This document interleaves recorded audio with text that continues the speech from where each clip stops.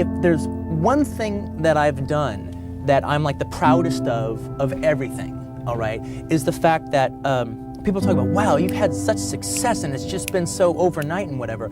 Well, whatever success I've got has come after like 8 years of just nothing working out. I'm a big fish in a puddle. So what? All right, they're not doing anything. I made my first movie in '91. It was called Reservoir Dogs. It was released in '92. 4 years before that, I was a clerk in a video store in Manhattan Beach, California called Video Archives. When I was in that video store making film, thinking about making films, renting films, I knew one day I would be a director. Everyone heard me say that. I don't think anyone else quite believed it as much as I did, and I don't even know why I believed it that much, but I did believe it.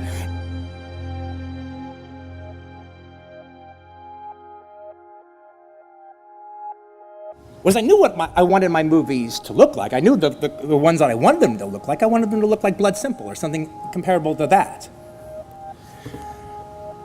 But I didn't know how to do that. I didn't know how to not do this. Make it crappy, amateurish. I didn't know how to do that. And so that was this sort of Damocles hanging over my head during all my talk and all my aspirations of being a director is, would my stuff look pathetic? Or would it look beyond professional, but would it look good?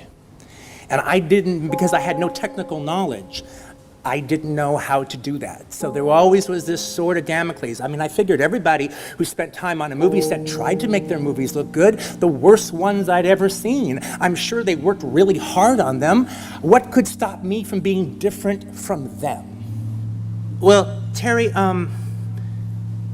you have a vision. You have a direct cinematic vision in your movies, and it goes from movie to movie to movie. And you can see that. How do you do that?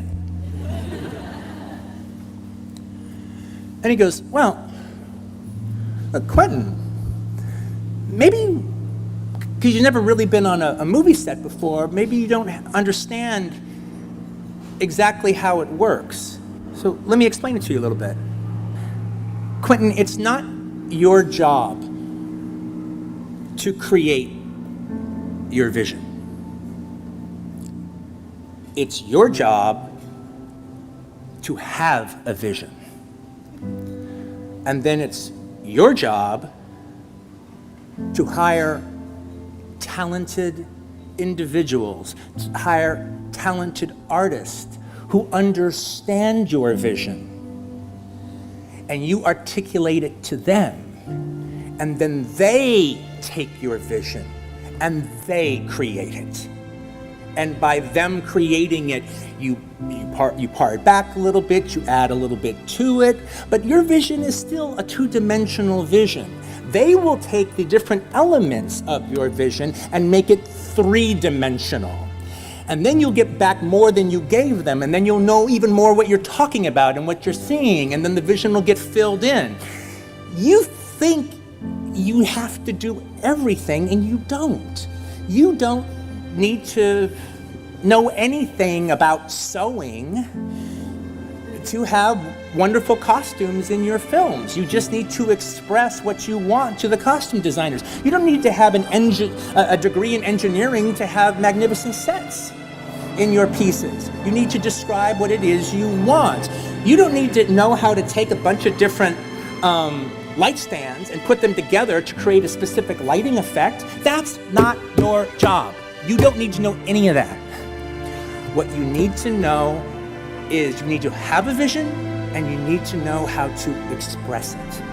And then you let the other people take it and do it for you. That is what a director does. What's a movie you want to see? What is it you want to contribute? And make it maybe just even slightly a little less about you yourself. Is this real or am I just being a dreamer? And the fact that I didn't know how to do those different things always put me in the in the debate amongst myself, dreamer or artist. That was always ammunition for the dreamer side of the debate. And in one answer like that, that sort of Damocles went away. Because I did have a vision, I did know what I want, and I could describe it. That I could do, I can describe it, I can talk about it. That is what I know I can do. What's the movie that we have never seen because you haven't made it? And make that movie. Make the movie that it's the reason why you're going to be doing it. There's like an aesthetic working in Melville's work that you get a sense that you don't have to know how to make a movie. If you truly love cinema with all your heart and with enough passion, you can't help but make a good movie. You don't have to go to school. If you just truly love cinema with enough passion and you really love it, then you can't help but make a good movie.